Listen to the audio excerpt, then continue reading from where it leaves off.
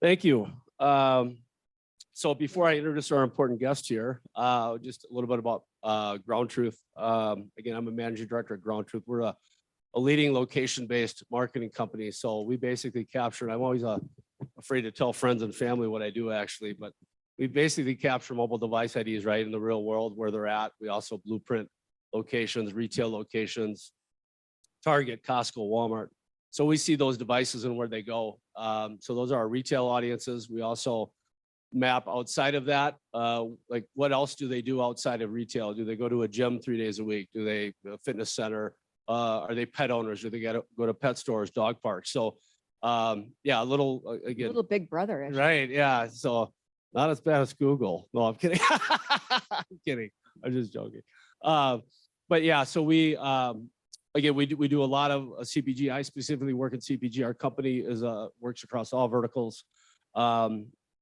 We do in-stock targeting, so we can direct impressions in clients or customers to Targets and Walmarts where you have product in stock. We can do that in campaign, sales test and control measurement, a lot of visitation metrics that we can provide as well. So, and we're MRC accredited, one of the few in this space that is MRC accredited. So that means obviously it's a trusted, our measurement, visitation, our mapping, and our device location is of the utmost quality. So that being said, I want to introduce our important guest here today, Charisse Winecki from Waterpik. She's the head of oral health marketing at Waterpik here in Fort Collins, so in the backyard. I have notes here because Charisse has a lot of experience in this field. She has 20 years of experience in global and domestic marketing, worked on brands like Bubble Tape, Big League Chew, Blistex, Gold Bond, Act Mouthwash, and Waterpik currently. In her current role, she leads a team that leverages dental professional and consumer marketing to bring Waterpik water flossers to more households to drive cleaner, healthier teeth and gums, which my kids actually thank you, and I thank you because they both have Waterpik flossers. We appreciate you too. They've been around. Waterpik has been around since 1960 and was acquired by Church & Dwight 5 years ago. And they are the original innovator and #1 brand in the water filter category. As much as what, 80 water flosser category, 80 to 90%. Yeah, we've got just shy of 90% share in the marketplace. Okay. Impressive. So obviously a Church & Dwight parent company, other brands in that parent company, Arid, Arm & Hammer, Zicam, OxyClean, Oragel, Nair, Trojan, and now TheraBreath. And so, Vitafusion, right, Chris? Yeah, Vitafusion. So again, well-known brands, well-known company. Again, Charisse is involved with, in her team are involved in the oral health products, mostly the Sonic Fusion and the water flossers. So we're going to actually share with you right now, give an idea of the water flosser. They just cut a new commercial. So we're going to show the new creative for the water flosser. Adding a Waterpik water flosser to your great brushing and flossing routine can be exciting. I'm talking pulsating warm water. It's way back here. Even below my gum line, fellas. The things I've seen wash out in my sink. Invigorates your gums. Oh. Waterpik removes leftover debris and plaque, even from hard-to-reach back teeth, for an experience worth sharing. It's next level, man. It's a Waterpik. Waterpik. A Waterpik? Share the obsession. There you have it. Do you want to talk a little bit about this? Yeah, I'll just give you a little bit of insight. So this campaign just launched in September, and so we may talk quite a bit about measurement and KPIs, but it's really born out of quite a bit of insight work, and I'm not going to get into all of that right now. But I think the interesting thing is, more interesting, I think, can I ask how many of you guys brush at least once a day? Can you raise your hand?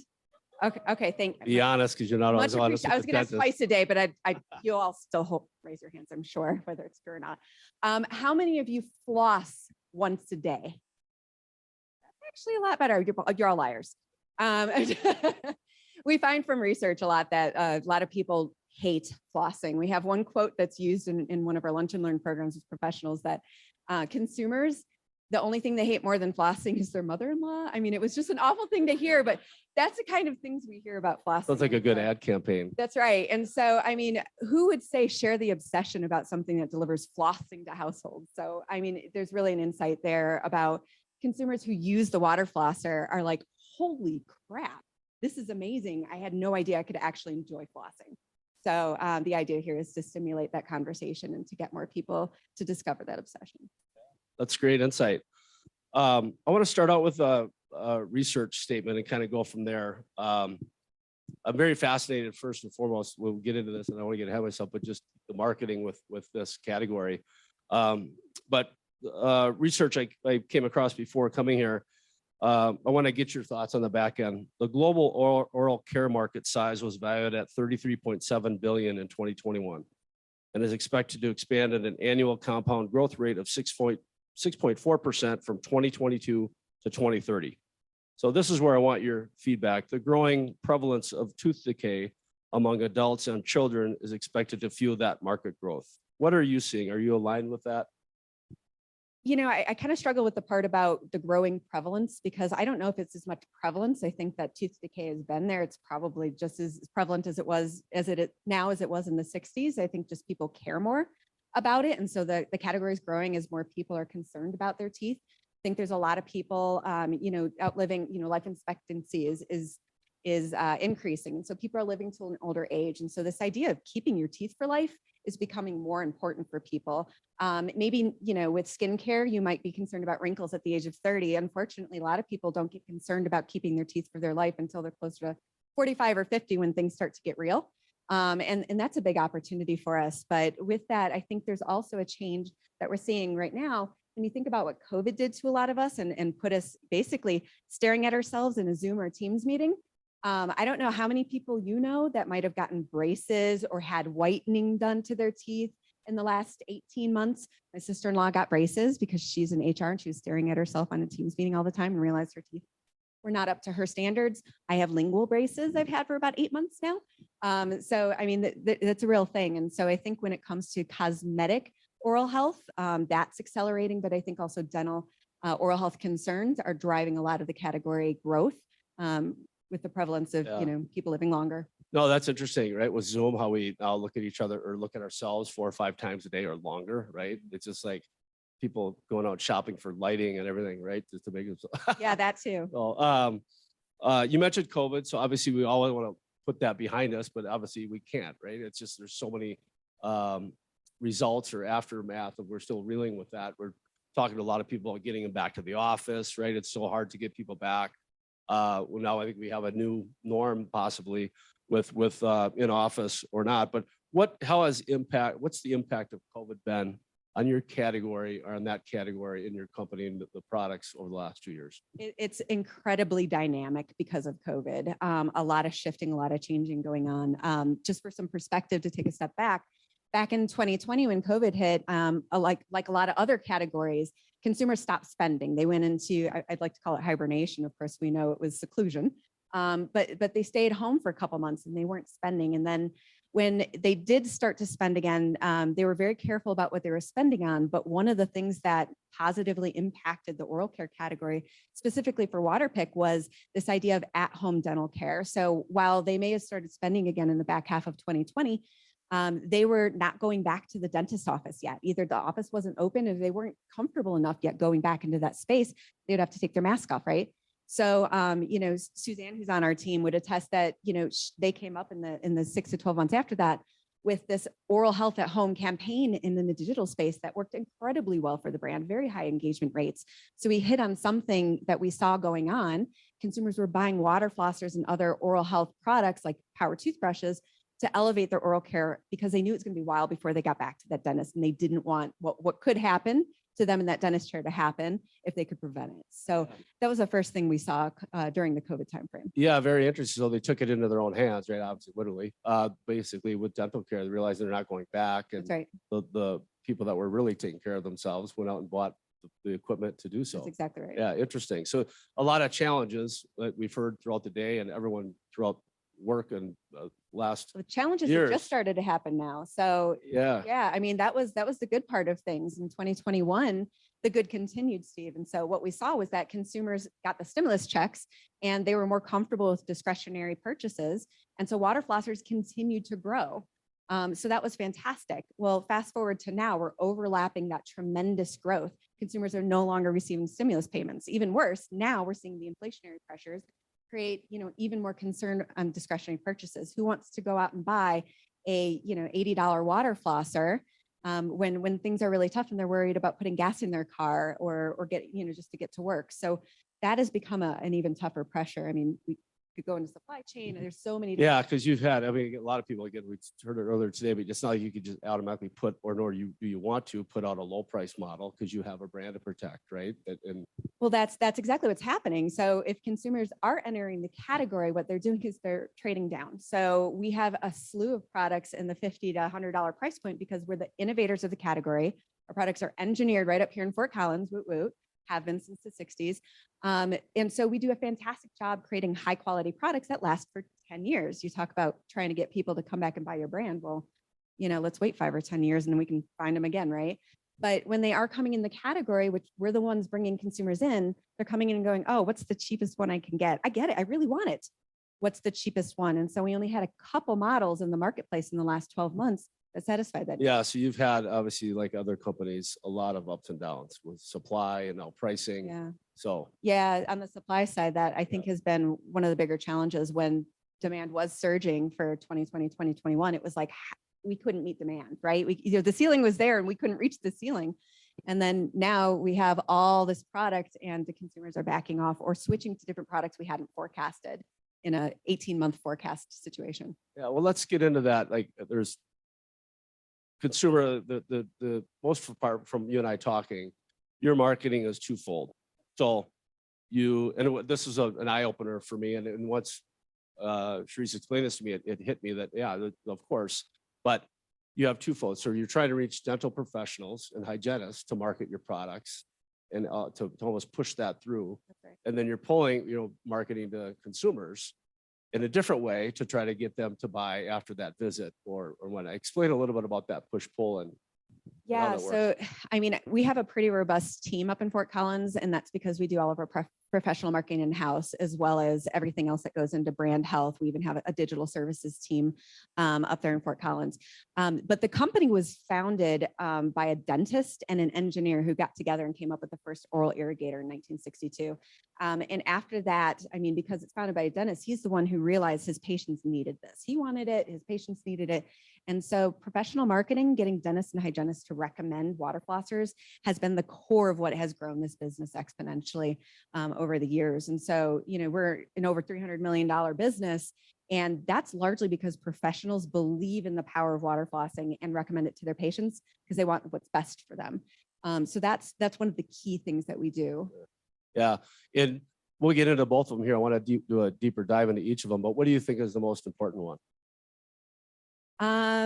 Suzanne, close your ears. I think the dental professional, if I had to pick one, is the bigger one. And so I know there was a lot of talk about influencers, and those are our number one influencers. We could talk about consumer influencers separately, but with the dental professional, here's the dynamic that makes that the most powerful thing we have. When a consumer is getting ready for a dentist visit, about 2 weeks ahead of time, they realize it's on the calendar and they start to get nervous. Have I been brushing twice a day? Am I brushing for 2 minutes? Am I flossing at least once a day? Let's floss twice a day, especially the last 3 days before the visit.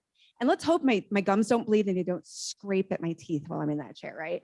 And so that's the journey that a patient's on. And so the people who have these oral health issues, when they're preparing for a dentist visit, they're nervous. When they get in that dentist seat, and I'm going to say this, when they start scraping, how many of you just kind of cringed?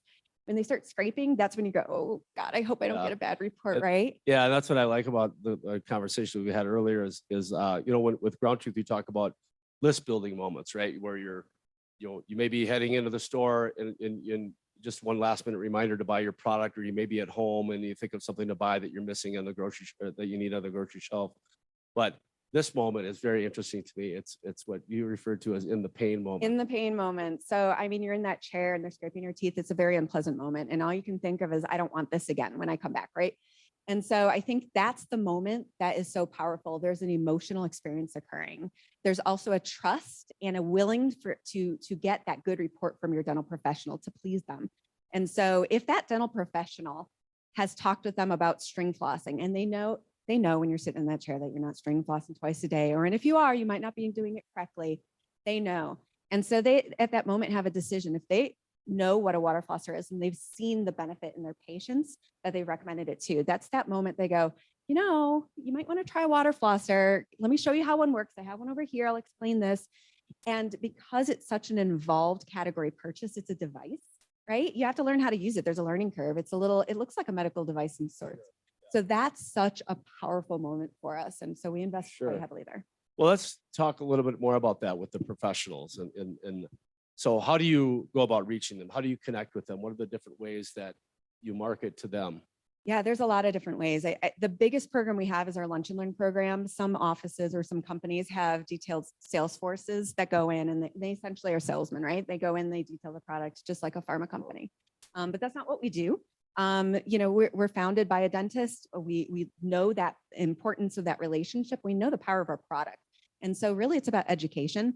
So that's where the Lunch and Learn program is so important. It's the biggest pie. So 2/3 of what we spend our money on in that professional space. And so that's where we actually have trained professional educators. They're either former hygienists or practicing hygienists. And so they're well-trained and they're employees of our contract agency. And they go out and they do up 2 or 3 lunch and learns a week at offices in the region. And they spend an hour and they give them some food and they tell them all about the product and answer questions. That's great. It's our biggest program. Yeah. So you basically work with an outside company that then basically go in and promote your products. And, so we manage the entire program in-house. Sure. The only piece that we outsource is the management of them as an employee. So sure, all sure. of the education, all of the training, everything that goes into that program is developed by our in-house employees. Sure. How do you know, and you're doing other things as well, right? You mentioned some trade shows. Yeah, trade shows. That's the second biggest piece. We do trade shows. We do print advertising. We do a little bit of digital. We should probably talk a little bit about the future too. Location. Oh yeah, there you go. But yeah, trade shows is our other biggest one. We talk about the power of that engagement and that education. Trade shows is another touch point where we can have that deeper level of engagement with a professional. Print ads more for awareness and to get them to sign up for Lunch and Learn or to sign up for our ProConnect site where they can see the products and order the products.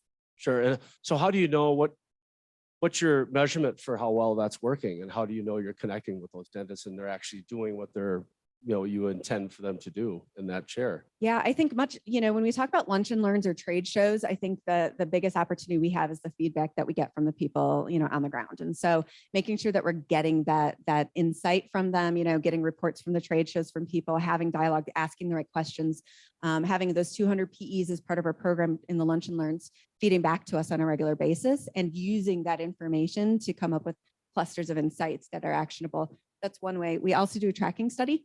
So annually we do tracking study to track recommendations by type of product, recommendations by professionals. So we can see orthodontists versus periodontists versus general dentists and hygienists. So there's a lot of ways that we can track, but of course there's also, because we have a ProConnect site, we're able to have people professionals sign up. They order products. We can see what kind of products they order on what kind of cadence. And then we also have a CRM program. Okay, so you're well connected. Obviously, you're well connected with that profession, and so it's not hard to figure out if they're really resonating. It's thankfully incredibly easy to find out if there's a problem. We have a lot of touch points. We can find out some answers pretty quickly. Sure. Yeah. Interesting. Yeah, I was interested that you picked that to be because the consumer end user, right? You think the end user is the one that's going to be the most important, and let's talk about that. So, with the consumer marketing, that side, how do you feel that that's changed over the last few years with consumer marketing, and what types of things are you doing on that side? It was, correct me if I'm wrong, Suzanne, it was maybe like 6-7 years ago, we started with DRTV. And so everything had been professional marketing for years and years. And then the company launched direct response television and had a pretty good response to that. It was when we launched the world's first flossing toothbrush, the Sonic Fusion. It can brush, it can floss, it can brush and floss at the same time. About 3.5-4 years ago, that we went broad market with a product focused advertising. And that's when sales really took off. That was really a differentiator in the marketplace. You talk about water flossing being something that's a little more foreign, it's a little more uncomfortable for consumers who don't know anything about water flossing, but a toothbrush that water flosses, I'm interested and this is relevant. And so that was pivotal for us. But what we're finding is we are effectively reaching consumers who have dental needs through our professional engagements. And so those recommendations for somebody who has a dental problem are easier to have. Those conversations, that conversion is easier on that side. When we did research earlier this year, we identified that consumers didn't want us to talk to them about dental problems. If you say, do you have bleeding gums? Do you have plaque buildup? You should try a water flosser. And they're like, that's not me. It is. We have data. It is you, but right. But nobody wants to recognize that. Right. And so there was a different way we had to approach them in order when we talk direct to consumer. So that's evolving and it's becoming a much bigger piece of the way that we're growing household penetration. Sure. What I think you've mentioned that you've done a lot of research in the last few years on who your audience is from a consumer standpoint, behavior, lifestyles. Talk about a little bit about that, what you've been able to.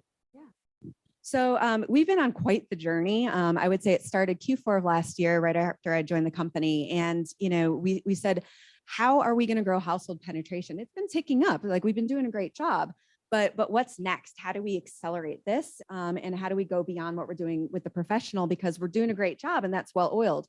And so the focus was on the consumer side. And so the first thing we did was qualitative. And it's funny because we do AAUs, we've done qual. It's like, okay, we're going to go in here and talk attitudes and behaviors. I know all about that. But the difference in this case was it was empathetic listening. It was, what is that mindset that is driving that behavior? What do they think and believe that makes them do what they do or not do what we want them to do? And that was really exciting. And from there, we took that qual and then we validated it. So we went into quantitative research and we wanted to learn three things. Who is the right to consumer to go after, which segment? What is the right messaging to say to them to motivate them? What's the most motivating? And then where do we say it to them? Where are they, on a day-to-day basis? Yeah, makes a lot of sense. So what did you find? Like what type of lifestyles, behavior, who are they? We were very surprised. So we actually didn't think we would stray too far from the dental needs area. That was the moment that was eye-opening. It was like, they didn't want us to talk to them about how they feel guilty when they don't floss. They don't want us to talk about how they're ashamed of their mouth or, how dirty they feel. It was like, hey, look, you're doing a pretty good job, right? All right, you brush twice a day, you floss once a day, right on. Did you know that there's stuff left behind even if you floss? Did you know that you could have even better oral health and a great looking smile if you added a water flosser to what you're doing? That was pivotal. And that's what led to the campaign that we launched. Sure. Yeah, because you use a lot of humor, obviously, in that. Yeah, it's a different way in for us. The professional can have that real conversation in that moment, and they can get you excited about what's to come. If you add a water flosser, that's great. But when you're talking with the consumer, I don't want to talk doom and gloom, right? They didn't seem as motivated in that case. Yeah. What did you find out about channels like media? What were some of the best mediums to go after? So we are on the cusp of a renewed path to purchase study that's going to really help us out with what that media mix looks like in the future. But based on the research that we did and what we've learned about this consumer that this resonates with, is they are the marketer's dream. I stole that from Suzanne. That's her. That's all her. She's our communications and equity lead. So, but essentially, this person is all over social media. They're in the digital space. They want to know the newest, the latest, and greatest. They're on top of their game, and so reaching them is quite easy. But it did mean that we had to look at our media mix, and we were spending so much on linear and a little bit on connected. This person was more on, even more so on connected because they were slightly younger. So we had to shift more to connected. We're looking at Amazon OTT to better identify more ways to target that person. Who is that person really? And then also in this digital social space, a lot more test and learn in that space to understand where they are and which exact messages, nuances resonate. Sure. The OTT is always, right? We're seeing we've been seeing it for years, right? That switch from linear to, people cutting the cord, more and more people every year. The spend level now I think has exceeded linear TV for OTT. And that's completely flipped. It doesn't matter anymore, right? If content Miller is king, Coors, they say, right? It just they say, yeah, but find where they're at. Right. If I'm, what's the matter or what's the difference if I watch the Hallmark Channel or NASCAR? If you're Miller Coors, you can still watch the Hallmark Channel and drink beer. No, I'm kidding. But it's about where you're, it's about, have I been in the store? Do I go to liquor stores? Do I go, have I purchased your product before? it's more a one-to-one, right? It's in some instances. Yeah, what we're doing is we're actually able to use, whether it's the Amazon information or the digital information or the connected, wherever we're serving our ads, all of those provide rich data sources, right? Maybe Meta, not as much anymore, but some of these other places you can really figure out what that audience profile looks like that responds to what you've put out there. And you can cross use that, right? What I learned from Amazon OTD might feed who was Resonate in the audience, might feed a little bit of Resonate, right? We are using that as well with Icon Media. So yeah, there's a lot of different ways, but we do need to understand in which channels they're shopping. For example, Amazon's over 50% of our business.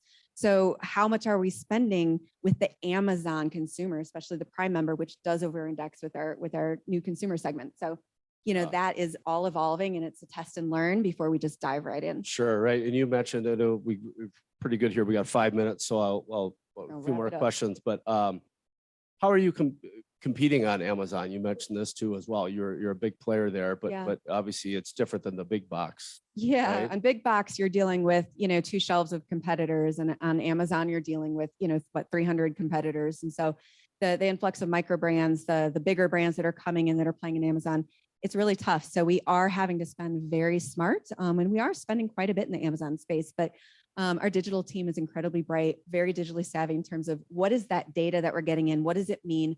What do we want to optimize to? Is it sales? Is it a strategy KPI?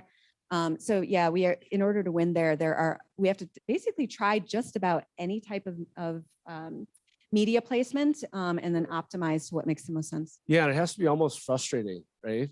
To some extent, like here you are, the number one player, and then we're protecting our turf. It's almost like you're just going into a whole new pool. Well, it's even worse because when a professional recommends a water pick, a consumer goes and buys this random item off Amazon. I bought my water pick. It's not a water pick. Yeah. So we're the Kleenex of the category. And so being present and being like, no, they recommended water pick. We're water pick, us over here, number one recommended. Right? Yeah. Yeah. So a lot of money spent on our own terms. No, that's got to be hard, frustrating. Like I said, it's frustrating. Yeah. It's frustrating, especially when you hold 90% share. You're not going to hold that forever when everybody else saw the sales growth in 2021 and wants in. Yeah.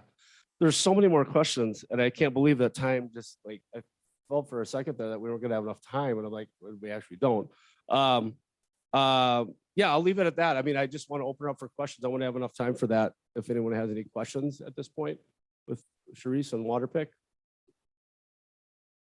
Everybody's tired. We need chocolate. Oh yeah.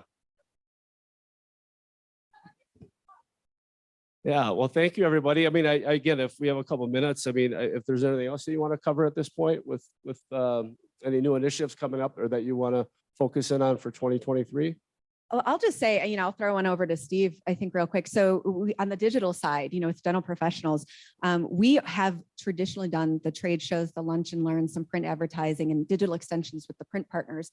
If we were to go in the digital space in a bigger way, what might you propose from your perspective? Oh, we make sure we look into. Well, just what I know, I'm going to stick to what I know, and just with location, obviously we can, one of my questions that we didn't have enough time for was how do we track that consumer from the dental chair back home? And with us, GroundTruth, and I know there's other companies in the space as well, but you could track with location. We can blueprint that dental office. I mean, obviously we look out for healthcare. We stay away from healthcare, and it's a very HIPAA and all that. Yes, we're very aware of privacy. But there's technology that you can actually track that location back, that see that person visited, and retarget them online or any device with that audience. And obviously with dental as well, you could target those people. We filter out for employees as well. So time at that location is a big factor of employees. So we could filter for dental hygienists as well. So, but thank you for asking me that. So. Yeah, I think we're at time. If there's no other questions, we'll kind of leave it at that. And thank you again, Gymshark, and thanks, Brand Innovators. We really appreciate it.